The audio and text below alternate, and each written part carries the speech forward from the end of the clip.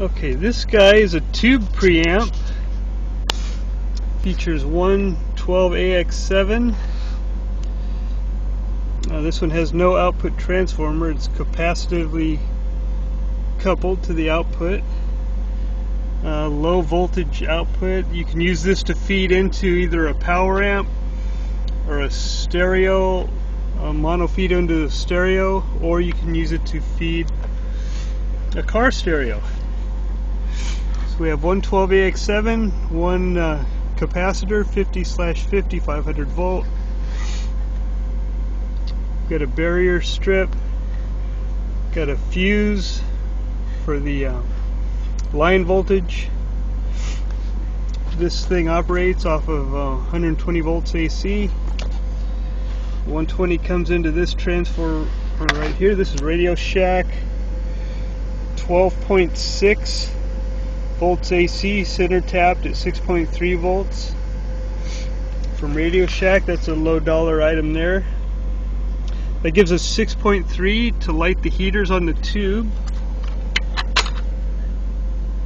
That also gives us 12 volts AC, which we use in this little guy right here. Another transformer, same transformer, just smaller size, and this is only about 0.5, I think 0.45 amps or 450 milliamps.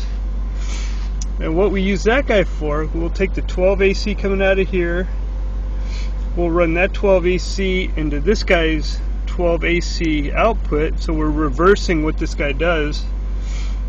So now we're pumping 12 AC into the output, and then his 120 AC leads go hot. They transform with transformer action, they go hot to 120 volts AC. We have 4 small diodes in here, little black diodes. Those are 1000 volt diodes, 4 of them to rectify. That 120 rectifies into about 120 ripple DC, and then through the big cap, I think it gives us about 120 DC. I'll get the readings for you, I'll measure it for you.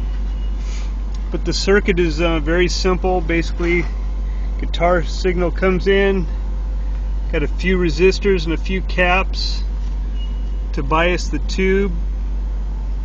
Just look up on the internet any kind of a schematic for the first tube of a Fender or a Marshall type amplifier, and you can get the values and the placement of the different resistors and caps.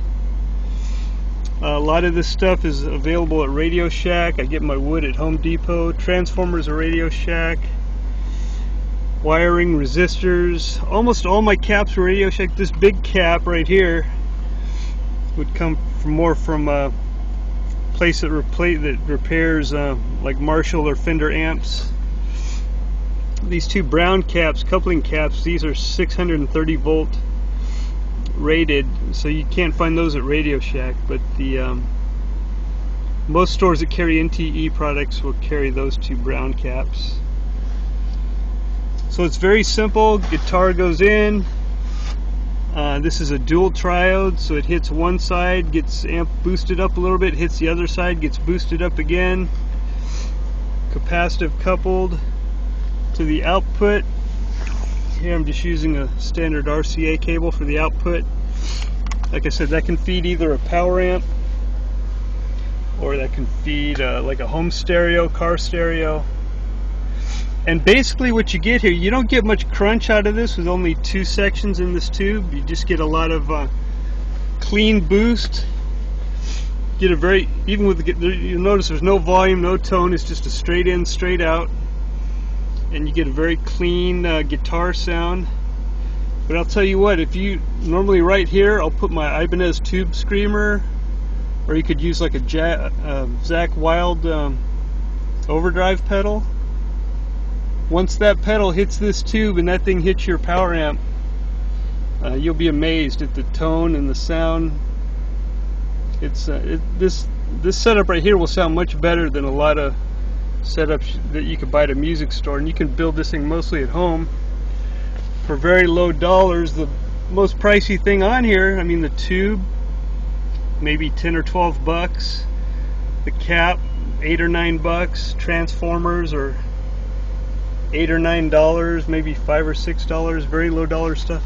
This aluminum box comes from Radio Shack. That's like a $4 item. Nothing really very pricey on this piece of wood. I used a nice piece of poplar from Home Depot. This makes it very easy to assemble.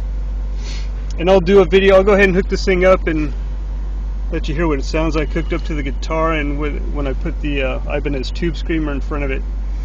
I think you're going to like it. Thanks, bye.